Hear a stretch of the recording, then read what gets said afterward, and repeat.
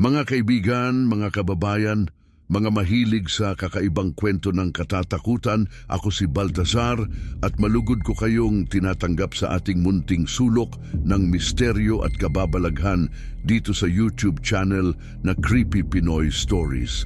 Maraming salamat sa inyong patuloy na pagtangkilik at pagsubaybay sa aking mga iginuguhit na salaysay ng lagim na bumabalot sa ating kapuluan. Kung bago ka pa lamang sa ating komunidad, huwag mag-atubiling pindutin ang like button at mag-subscribe para hindi mo mapalampas ang bawat kapanapanabik na pag-upload ng mga orihinal na Tagalog horror stories na tiyak magpapabilis ng iyong pulso at magpapalawak ng iyong imahinasyon. Ngayong gabi, ihahatid ko sa inyo ang isang nakakapangilabot na kabanata mula sa malamig na syudad ng Baguio, kung saan ang ating bida na si Katrina sa kanyang paghahanap ng inspirasyon para sa kanyang nobela ay masusumpungan ang sarili sa gitna ng isang nakatindig balahibong engkwentro na higit pa sa kanyang inaasahan. Sa kanyang paglalakbay sa masukal na landas patungo sa tahanan ng isang matandang dalubhasa sa mga kwentong bayan, hindi niya akalain na ang kanyang paghahangad ng kaalaman ay magiging isang bangungot na pilit niyang kakalabanin. Samahan ninyo ako habang ating tunghayan ang mga kaganapang magpapakita na ang mga alamat ay maaaring magkaroon ng katotohanan at kung minsan ang mga pahina ng kasaysayan ay maaaring maging mitsa ng ating kapahamakan.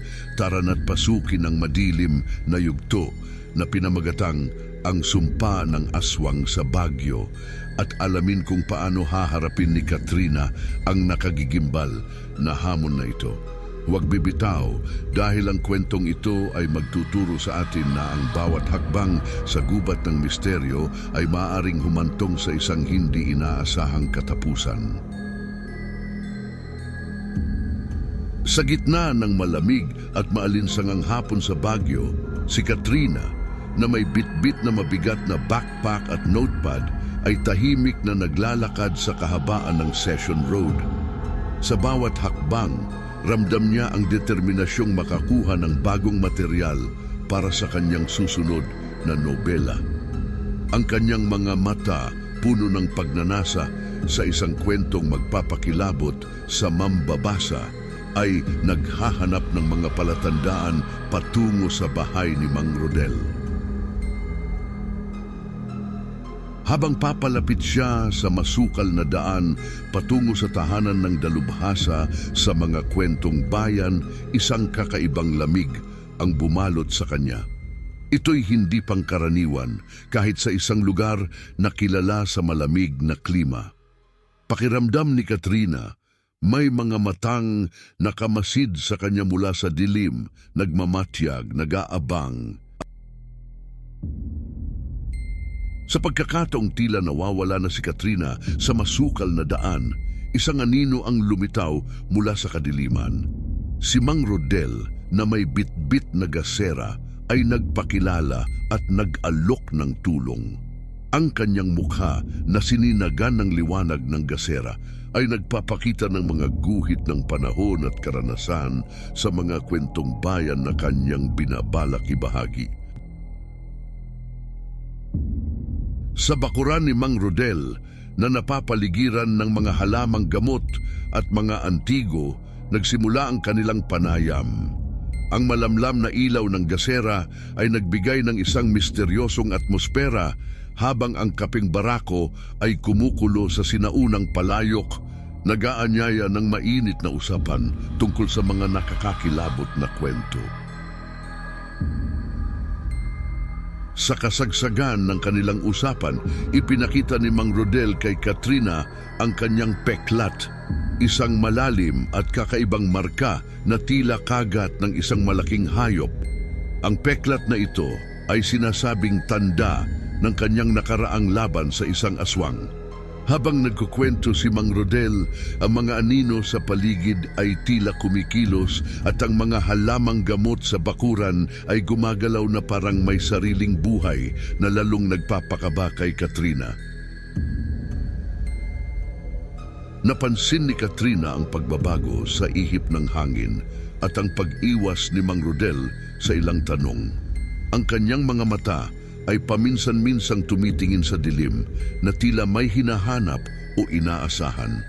Ang kakaibang ikinikilos ni Mang Rodel ay nagbigay ng isang masamang kutob kay Katrina na tila may itinatagong lihim na hindi maipahayag. Ang hangin na dala ng gabi ay nagdala rin ng isang banta na hindi pa niya lubos na nauunawaan.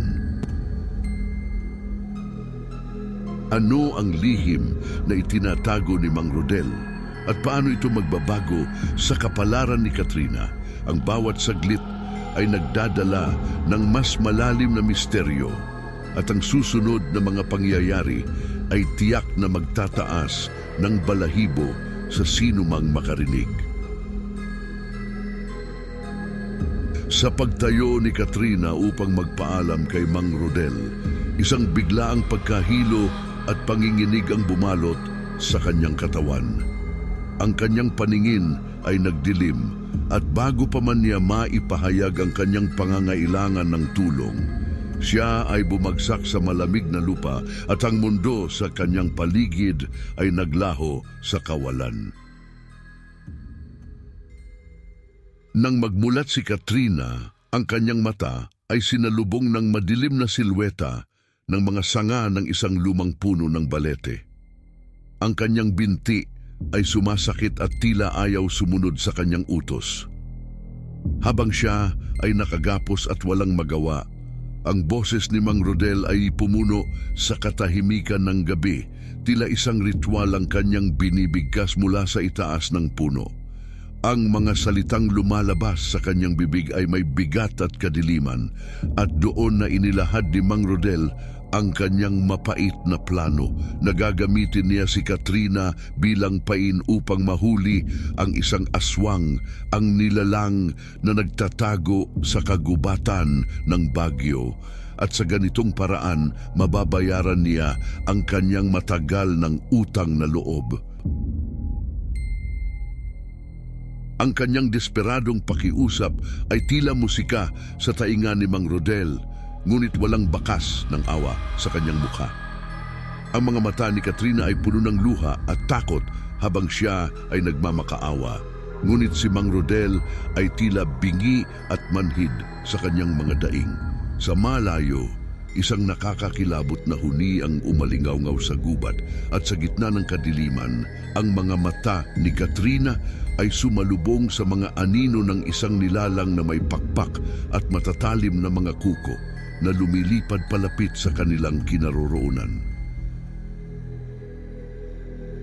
Ang bawat segundo ay tila isang oras para kay Katrina, habang ang nilalang na iyon ay papalapit ng papalapit.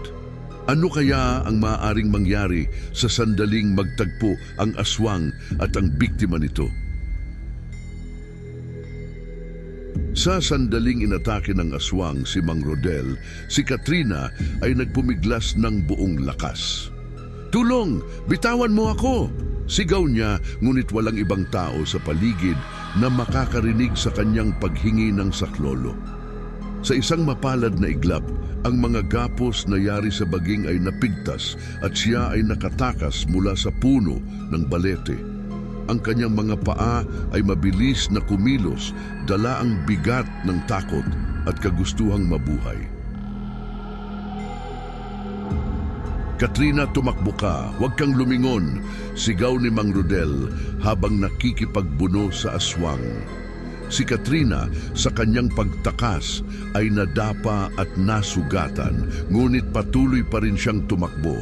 Ang kanyang puso ay tumitibok ng mabilis habang ang aswang ay humahabol sa kanya na may nakakatakot na bilis at lakas. "Diyos ko, iligtas niyo po ako," bulong niya sa sarili habang ang mga sanga at dahon ay kumakalmot sa kanyang mukha at braso. Sa gitna ng kagubatan, si Katrina ay nagtago sa likod ng isang malaking puno, hawak ang hininga, habang ang aswang at si Mang Rodel ay naglalaban sa dilim. Ang kanilang mga sigaw at ungol ay umaalingaw-ngaw sa gabi, nagpapalakas sa takot na bumabalot sa kanyang buong katawan. Hindi ito ang katapusan ko, bulong niya sa sarili. Pinipilit ang sarili na manatiling tahimik at hindi mahuli ng halimaw na nag-aaligid. Ang mga sigaw ng labanan ay biglang tumahimik, nag-iwan ng nakakabinging katahimikan na mas nakakatakot pa sa ingay ng bakbakan. Ano kaya ang nangyari? At sino kaya ang nagwagi? Ang mga katanungang ito ay naglaro sa isip ni Katrina habang siya ay nagtatago, ngunit hindi niya alam na ang tunay na panganib ay papalapit na sa kanyang kinaroroonan. Sa huling pagtatangka ni Katrina na makatakas, siya ay nasukol ng aswang sa isang makipot na daan sa pagitan ng mga puno. Wala na bang katapusan ito?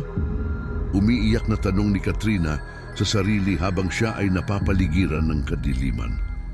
Ang kanyang mga sigaw ay walang saysay sa malawak na kagubatan, tila nilalamon ng lupa ang bawat patak ng kanyang boses.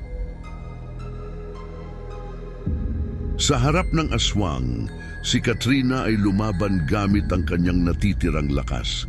Hindi ako susuko, hindi mo ako makukuha ng ganun-ganun lang, sigaw niya habang pilit niyang iniiwasan ang matalim na mga kuko ng halimaw. Ngunit ang aswang ay masyadong malakas at mabilis at sa isang iglap, si Katrina ay natalo.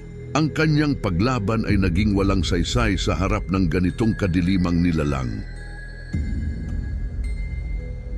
Ang kwento ay nagtapos sa isang nakakakilabot na eksena kung saan si Katrina ay hinaharap ang kanyang malagim na katapusan. Ang kanyang mga sigaw ay unti-unting nawala sa kadiliman ng gubat habang ang aswang ay nagwagi sa malamig at mabangis na labanan. Sa huling sandali, ang tanging naiwan ay ang bulong ng hangin na parang sumasayaw sa mga dahon, nagdadala ng kwento ng isang matapang na babae na lumaban hanggang sa kanyang huling hininga. Mga mahal kong tagapakinig, ang kwento ni Katrina ay nagtuturo sa atin na ang paghahanap ng kaalaman ay maaaring humantong sa hindi inaasahang panganib. Ang bawat alamat ay mayroong katotohanan na maaaring magbukas ng pintuan sa ating pinakamalalim na mga takot. Salamat sa inyong walang sawang pakikinig sa Creepy Pinoy Stories.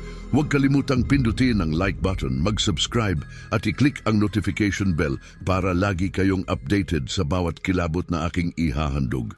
Sumali sa ating lumalaking komunidad ng mga tagahanga ng nakakatakot na kwento.